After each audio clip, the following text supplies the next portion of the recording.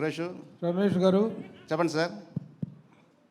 78 రోజుల జైలు జీవితం, 14 సంవత్సరాల పోరాటం, నిర్దోషిగా బయటికి రావటం.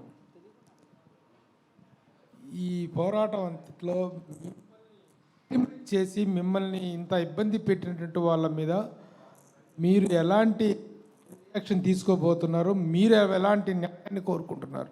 నాకు ఎటువంటి కక్ష సాధింపు లేదండి. ఏది ఏమైనా కానీ చట్టపరంగానే పోరాడతా. చావు బతుకో చట్టపరంగానే చేస్తారు. అదే ఈ చట్టంలో మీకు జరిగిన అన్యాయానికి మరి పోరాటం అనేది ఉండాలి కదా. ఎలా పోరాడబోతున్నారు ఇప్పుడు మరి? పోరాటం అంటే ఏదైనా త్రూ కోర్ట్ ఆఫ్ లా అండి. కోర్టు ద్వారా మళ్ళీ ప్రొసీడ్ అవుతారా మీరు?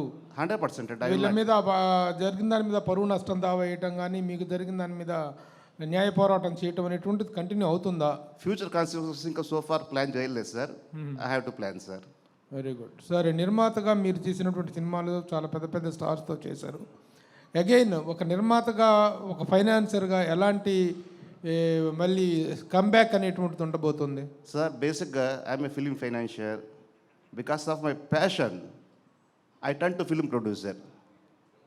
ఫైనాన్షియల్ ఉన్నప్పుడు నేను చూసిన ఎక్స్పీరియన్స్ ఒకటండి, ప్రొడ్యూసర్గా చూసే ఎక్స్పీరియన్స్ ఇంకోటండి. But both are, cinema is a mother. Cinema is a mother. Cinema నా తల్లి లాంటిది అనుకుంటా. సో అందువల్ల డెఫినెట్గా నేను అదే ఫీల్డ్లో ఉంటానండి, ఎక్కడికి పోను. నాకు 2 పిల్లలు, 2 అబ్బాయిలు. 2 అబ్బాయిలు కూడా 2 హీరోలకు చేశారు. 2 సినిమాల్లో హిట్లు అయినాయి. హిట్లు అయిన తర్వాత వాళ్ళ ప్యాషన్ వచ్చి they want to became a writer and director. So they are writing scripts now. They are going to direct the movies sir. నేను కూడా అలాగే సినిమాలు తీస్తాను, ఫైనాన్స్ చేస్తాను సార్. పెద్ద పెద్ద హీరోలు మీ సినిమాల్లో యాక్ట్ చేశారు, చాలా పెద్ద స్టార్స్ చేశారు.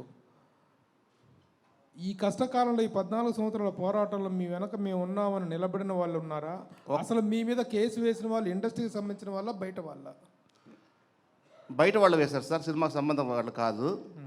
కానీ సారీ టు సే సార్, ఏ ఒక్క సపోర్ట్ లేదు. కనీసం ఏ ఒక్క phone, Ramesh how are you, బాగున్నావు, ఎలా ఉన్నావా, వాట్ యూజ్ ప్రాబ్లం అని పాపానికి పోలేదు సార్ ఎవరు కూడా. నేను ఒక పర్సన్ అని చెప్పను, ఏ పర్సన్ లేదు సార్. రమేష్ గారు, సార్ రమేష్ గారు, మీ కేసుల గురించి ఆల్రెడీ కోర్టు ఎక్విట్ చేసింది కాబట్టి ఇప్పుడు మాట్లాడడానికి ఏం లేదు. మీ లైఫ్లో ఒక ఫైనాన్షియల్గా స్టార్ట్ అయ్యి చాలా పెద్ద పెద్ద సంస్థలన్నింటికి అప్పుడు సారీ, వన్ బ్రేక్ సార్. నేను కాదు సార్, మా father basically, my father is a film financiers. Okay. From 1975. ఆయన దారిలో నేను వచ్చాను సార్. అవునండి, అవునండి. సో అంతా బాగా జరుగుతున్నప్పుడు మీ లైఫ్లో ఫస్ట్ పెద్ద కుదుపు ఏంటంటే కొమరంపులి, కలేజా.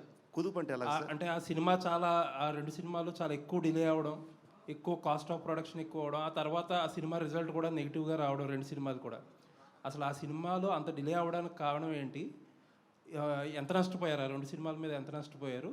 ఆ తర్వాత ఆ హీరోల నుంచి వచ్చిన సపోర్ట్ ఏంటి? అంటే లాస్ అయితే జనరల్గా హీరోల సపోర్ట్ ఉంటుంది కదా, అటువంటిది ఏదైనా సపోర్ట్ దొరికిందా మీకు? సార్, ఏదైనా ఒక సినిమా ప్రొడక్షన్ అనేది ఈ రోజుల్లో, అంటే ఒక రాజమౌళి సినిమా, శంకర్ సినిమా 3 ఏళ్ళు 4 ఏళ్ళు అలా పడుతుంటుంది. మొన్న రీసెంట్గా పుష్ప 2 అది 3 ఏళ్ళు చేశారు. అని ఆ రోజులు నేను చేస్తున్న రోజుల్లో 3 ఏళ్ళ సినిమా అనేది లేదు సార్. ఆ రోజుకి కొమరంపులి కానీ, కలేజా కానీ, పోకిరి కానీ, ఇంకోటి కానీ, ఏదైనా కానీ 6 months, 9 months ఆర్ 1 year ఇదే సార్.